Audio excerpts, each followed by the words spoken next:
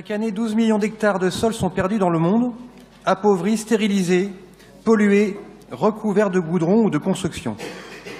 En France, les terrains artificialisés constituent désormais 1/10 du territoire et c'est l'équivalent d'un département qui disparaît tous les 11 ans, signale l'Observatoire national de la biodiversité.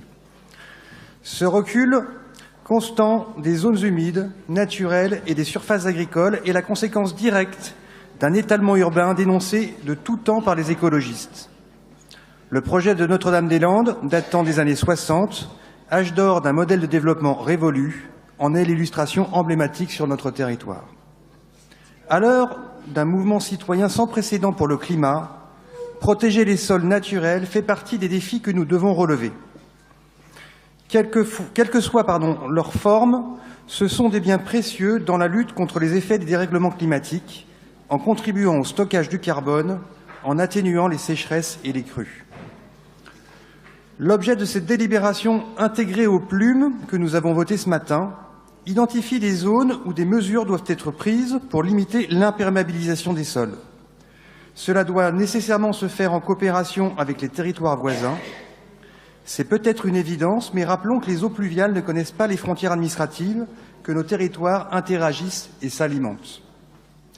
À ce titre, saluons le travail lancé par le syndicat mixte Eden auprès des agriculteurs du bassin de l'Erdre pour les accompagner vers des pratiques plus respectueuses des sols, de l'air, de l'eau, en re-questionnant l'agriculture intensive qui tue les sols et leur biodiversité, favorise l'érosion et le ruissellement des eaux pluviales.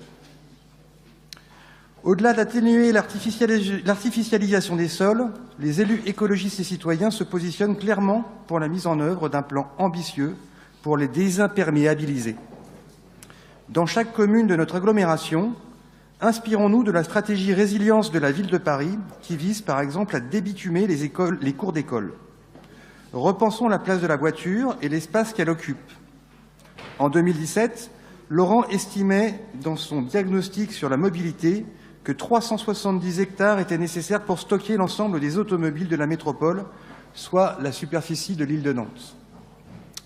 En résumé, renouvelons notre vision de l'urbanisation pour aller vers une métropole perméable et redonnons aux sols leur rôle naturel d'éponge. Je vous remercie de votre attention.